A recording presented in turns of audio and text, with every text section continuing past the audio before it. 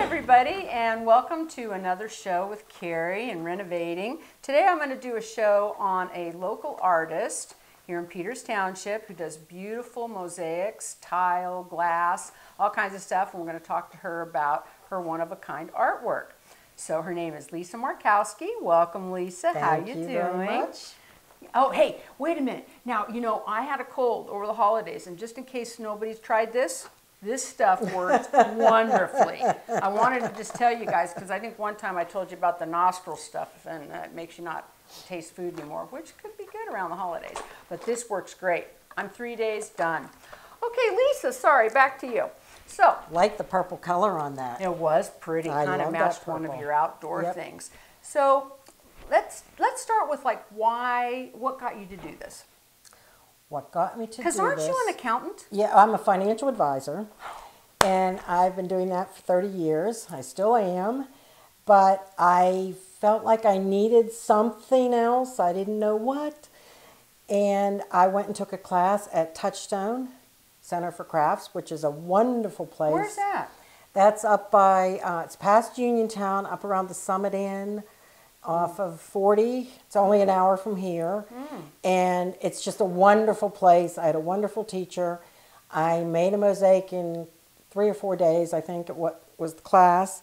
And I fell in love with it. I realized, oh, I can do this.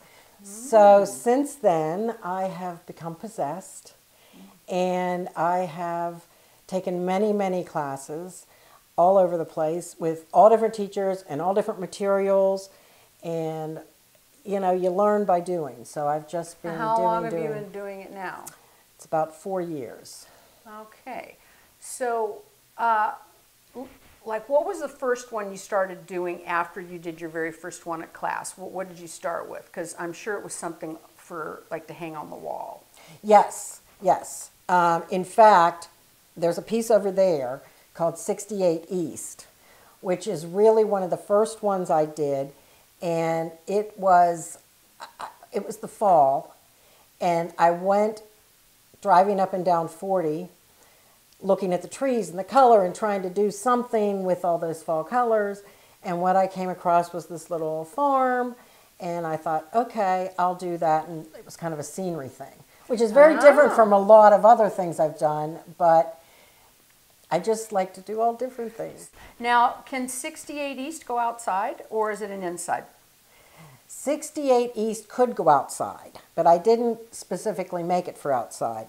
I can tell you that when I make a piece, one of the most important things is figuring out where it's going to be, hung or put or placed. Because if it's outside, here in Pittsburgh, we have the freeze-thaw, so I have to be conscious of that, and I have to use different materials, more like a thin set mortar instead of, a glue. Now, why don't you show us some of that? Okay. Show us how that goes. I will be glad to show you, yes.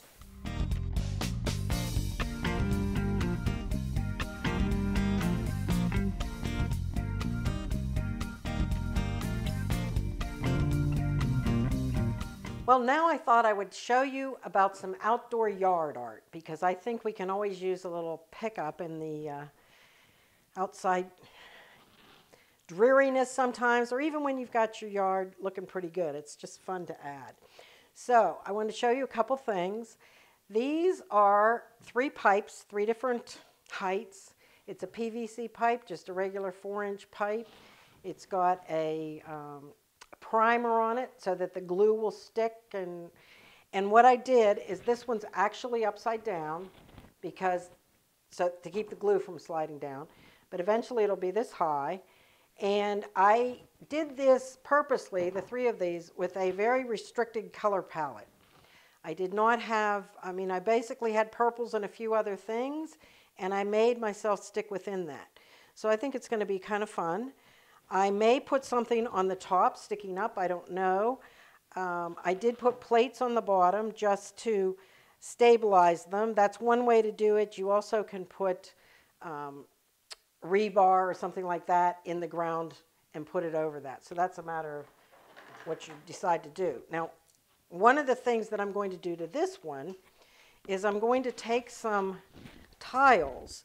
This is actually a plate that I cut up, and I'm going to use some of these to just give a different look as a stray, probably a couple of them up there. So this can go outside, this can stay outside all winter, and the reason is this has a silicone glue on it that is okay outside. The PVC is fine outside. Then we have this. This can be a stepping stone. It also can be, it has a hanger on the back of it, so you can hang it on a tree, which I've done a lot of times. It just kind of adds some color where you don't expect it. You also can put it laying down in your garden, lean it against a fence, or hang it on a fence. So this also can stay outside. In fact, this has been out several years, and it's doing just fine because it has thin set. That's why. It's on the board that it needs to be on, and it has the right kind of adhesive. Now, this was just kind of a fun thing that I decided to do. This, again, is yard art. You can put it wherever you want. I make these in different sizes, and it's just a fun piece. And it also can sit outside all year long. You might want to bring some of these in and just kind of clean them up, but they're okay outside. Then we have this guy, and this is something, these and this have not been grouted. So they will look different when they're grouted, and they will look more finished. This also is not grouted. I have in our front yard, it's probably about that tall, about that wide, and it's tipped, a utility thing. So I wanted to cover it up because it's right in the middle of the grass. So I designed this box, and I actually built the box. I built the box out of large pieces of that cement board and attached them all together with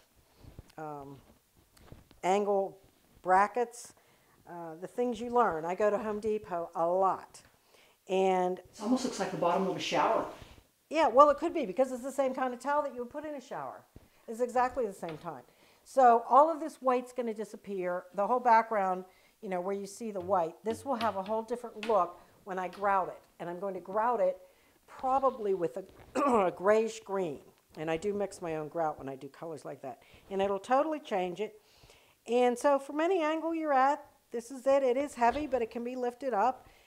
The reason I put this on with a slant is because the thing is crooked. And so to be able to make this stand right, I had to accommodate that. So it's just, you know, I don't always have a plan, and I might have a plan, but you do have to adjust along the way. So all of these can be outside all year round, mostly because of the materials they're made of. That includes the tile. Glass is okay outside. Some tiles are, some tiles aren't. So you have to be really careful when you're making those plans. I wanted to show you a piece that was commissioned for an address plate. And this is, again, for outside. We've got the whole board covered with thin set. The idea was the address is 28 Ocean. So we found one piece of glass that she loved. So I said, well, I can just use that piece of glass. At first she thought, I want to have mermaids, I want to have this and that. I said, we have to remember this is an address plaque. The point is for people to be able to see your address. And she wanted more color. So we were trying to think, okay, what do we want to do? And she, you know, I came up with this orange and green. She really liked that, so that's what we're going with. I also put a black line in here. This is another very important thing, is you have to watch your tones because this orange and this blue were a similar tone, and you would lose the orange if I didn't have this black line separating it. So there's a lot of little tricks. The reason I have not attached these, and this also is not grouted, is because we're going to drill holes, and this is where it's going to be attached to the house. And then we'll put these on afterwards. So you have to think through all of these things when you're making something instead of just, you know, doing it. I wanted to show you one other thing. I have a saw that I cut these letters out with. And it's very similar to the saw we were just talking about, except this one is wet. It's not like a regular wet saw. But there's no way I could cut this without it being a million pieces and cut out these centers. So I do have a saw, and I really only use it for when I can't get into something. But these are ceramic tiles. This is glass. This is glass. So this is a combination. It's actually very simple, but very important to get the viewing right and for the client to be happy. So far so good.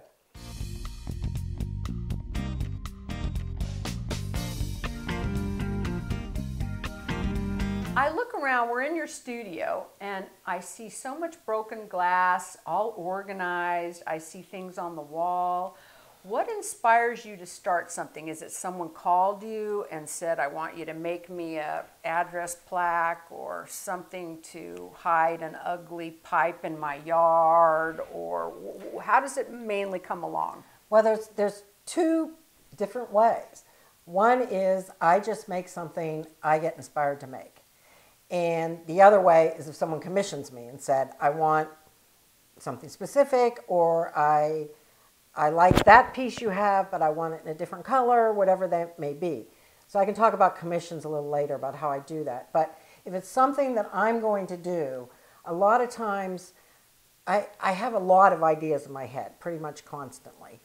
But I find it helps to go through my materials, and it helps to just kind of look around and say, what do you have, and what do you want to make, and what are you thinking? Which is why I have so many materials. There's a lot of people that will just order for a project, but I prefer to just have all sorts of stuff, because you never know what you're going to want to use and what might inspire you. It could be a centerpiece, some medallion that I might build out from that. It could be I'm into flowers then, or hearts. It just really depends. On some of your stuff, I remember seeing, I think you have a fish that I loved, and its eye was it a teacup, or maybe its gill was a teacup handle? It was really interesting. I have that fish. We can look at that. It is, the eye is actually a little salt cellar. Well, it's what like they a used little, to have, yeah, a or a little spoon. individual ones, and I just thought it was kind of a cool shape, so we'll look at that. And then in that particular fish, I took the handles off a teacup, two teacups, and I made them into the fin on the side. So I don't do a lot of pottery or old dishes, but I do some, and that's kind of a creative way. Even in the fish's body, it has. But if some. I came to you with like some of my grandmother's old dishes, or even a dish I just bought at the outlet that I loved, you would incorporate it for me. I could, yeah, I definitely could. It's best to use china is better in the sense that it's thinner, and if you get a stoneware, it's a little harder to work with, and it might not be able to be used outside. So it's good to check what your purpose is, but you might have chip things laying around the house. It doesn't have to be a brand new plate. It could be a plate that fell on the floor. Right. And you just take that, and then we work together. And now I could kind of tell you a little bit about when I do a commission, and I've done these long distance too, so it's not that someone has to be there. I will get ideas together. I will get colors together and materials, and I just text pictures. And it's the progress shots, and do you like this, do you like that? And I really enjoy that interaction of, that's a little too blue, or I think it should have more leaves on it. I mean, it's about Isn't the the client. internet, I mean, Yes. it has just revolutionized everything. Absolutely. It's amazing. And texting, And not that long ago. and it's just, that's what I do, because it is a process, and it's very flexible. That's one of the reasons why I like mosaic as opposed to stained glass, even though I do use stained glass. That's the glass I use. But I don't put the cane around it and do the very structured stained glass for a couple reasons. One, the mosaicing you can just cut. If a piece doesn't work out, you can just cut it, and it's not so specific, and I enjoy that. The other thing I do, which is different from stained glass, is most of my works are not see-through. You can't really put them in a window. I do remember one though. Yeah. Oh yeah, I have. It was a tropical leaf. Yeah, it was a red flower, I think. Yes. I don't know that I have that here, but we can see. A lot of people do that, and that's what they want to do, and that's called glass on glass. I can do it. It's not a problem. You can take an old window. You can put a, scene of flowers in it, wildflowers, something like that. I certainly can do that, but people tend to only have so many windows, and it blocks your window, and it's just not my style. But I can do it. Right, right. And where do you get a lot of your old glass? Oh, I get glass from everywhere. Well, I think I've even given you some broken things. That's right, some broken things. That's right, you have. I get, a lot of what I get is from Youghiogheny glass, which I love, is in Connellsville, PA. So I can go right there and pick my actual piece. I really like to pick the pieces. Because if you order online, glass is very different. In fact, I'll show you in a minute how the different ways glass are. Glass is not a solid color. Okay. Some of it is, but a lot of it has swirls in it or different colors, and it might be, this one has a lot more white in it, this one has a lot more blue, even though they're the same color. So I like to pick it, and then when you're pulling out from that, you can say, well, I want to use the darker part here or the lighter part. So Youghiogheny glass is a big one. I've got internet sources. I've got a place on my way to visit my son in DC, and I stop there, and they have all kinds of stuff. How big are the sheets normally? I mean, like, do you just buy a sheet from Youghiogheny? Yes. Normally, the most normal size is probably about 12 by 12, but that's a cut down big sheet. So that's just for practicality. Right. And I generally don't need a huge piece because I'm cutting it up, but you can buy them pretty large, and some people want that because they've got a big thing, but I usually just cut it down so it's manageable. I want you to show us how you cut the big pieces because I'm sure you need tools to do this. You don't do it with your hand. Do you ever get cut? I get cut every day. Every day? Pretty much. Oh. People say, don't you get cut? Of course I get cut. I've never noticed your hands looking cut. I have Band-Aids right here. No, seriously. No more paper cuts. It's glass cuts. We call that putting my DNA in all my work. Love that. Love that. So don't ever create a crime because... No, right. They'll go check my mosaics. Yeah. We'll be able to hunt you down. But, I get cut. And tools. Tools are great. I can show you some tools, too. Yeah, I'd like to see the tools that work with it. Do you wear eye protection? Depending on what I'm doing, yes. Now, to see these days, I have to wear glasses, so that's my quasi-protection. But I do have various saws for cutting glass, for cutting wood, for cutting boards. So I watch that, protect myself there, or if I'm chopping something. All right. Well, I think that we should take a look around at some of your artwork now, and I'd like you to show us some of the way you do things, and and then we'll put a thing at the end of the video on how to get a hold of you for people who want to ask you to do stuff or just want to purchase from you. That's right. That's right. And I do have a website too, so we can. Oh, okay. And what is it? It's Marko, Marko, Mosaics, .com. It's it doesn't have some of my newer work, but it gives you an idea. And great. A lot of people will pick something off of there. Okay. All right, well, that sounds fabulous. And so we'll end it here and show you some stuff. Yep. And if you don't want to pay all the tariffs and everything, buy something local, not made in China, one of a kind. Sounds good to me. Made just for you. Right. See you later.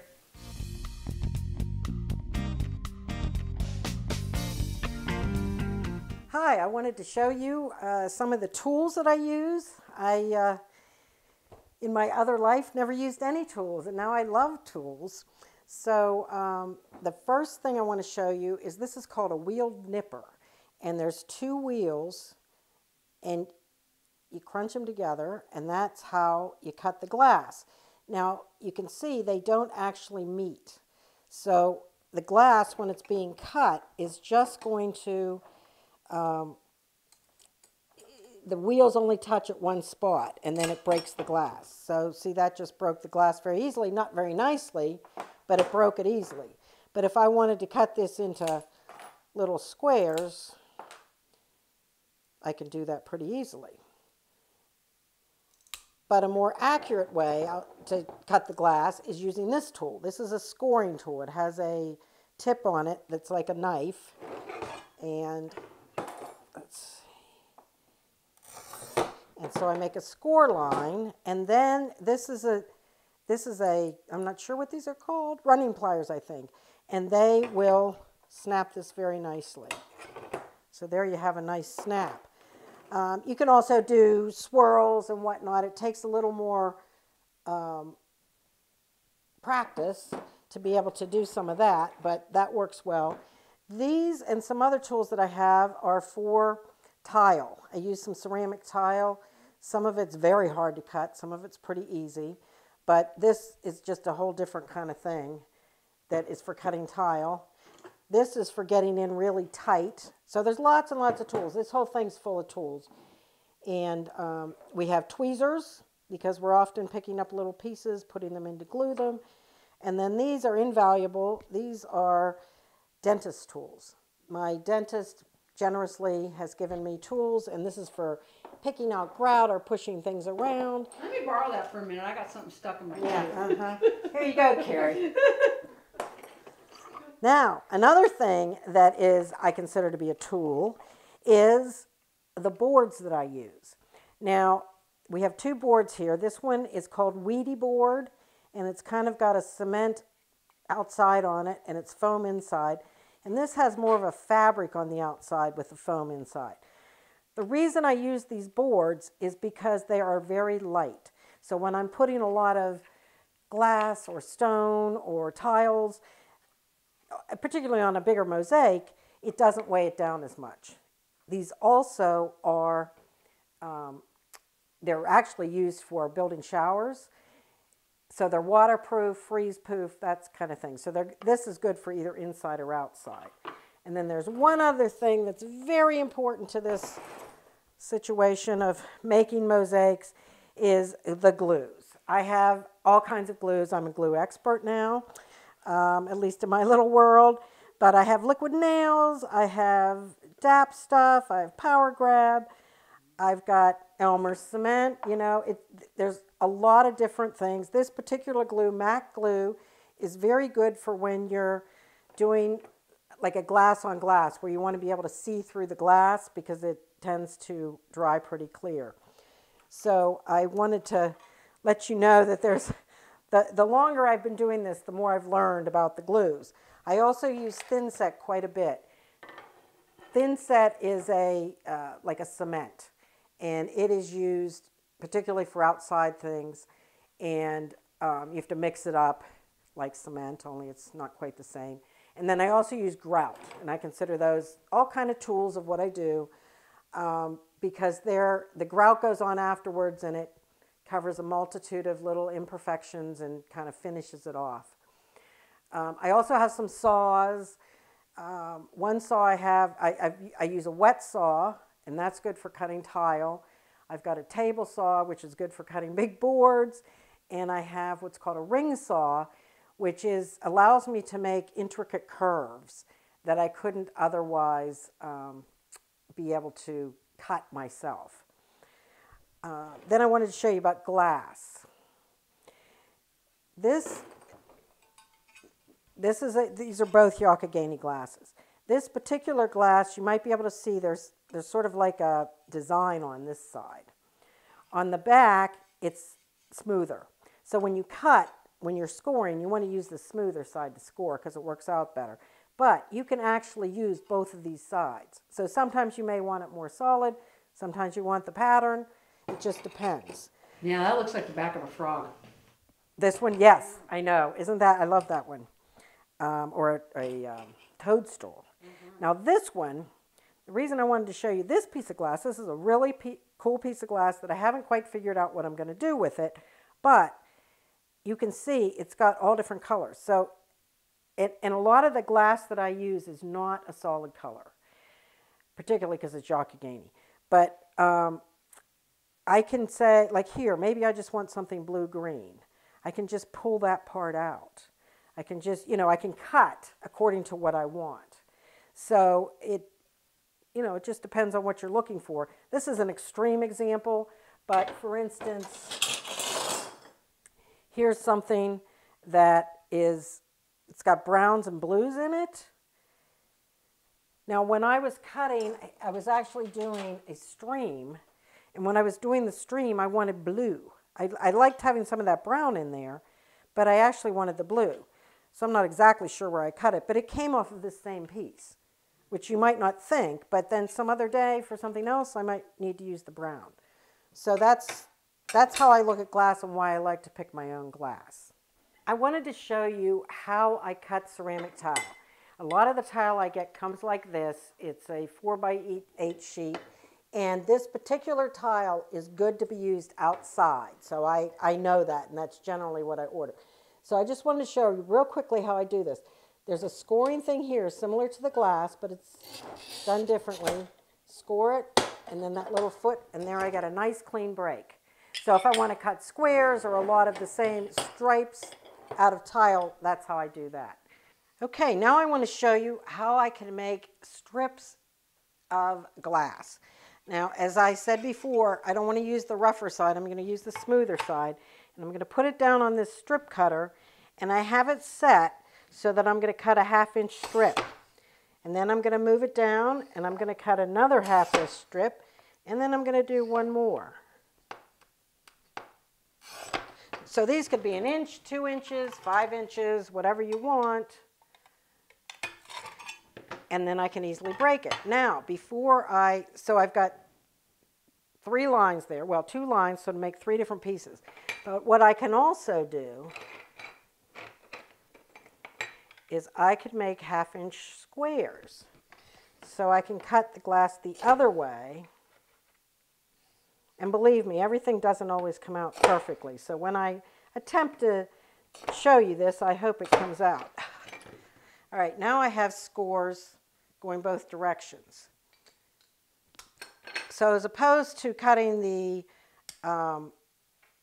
squares like I was just doing by hand before, this cuts very nice, consistent sizes and saves me a tremendous amount of time. So these are all things that sure. It depends on what you want to do. I can make them smaller, down to about a 1/4 inch, and then you don't want to go much further than that. So that's how I would cut that. Here we have this is called a moto saw. Basically what it is, it's a saw that goes up and down, the blade goes up and down, and I can actually turn and have it cut various interesting shapes as opposed to just a straight line. So this is quite handy when I have cut out some round shapes that I want for a background or for my substrate.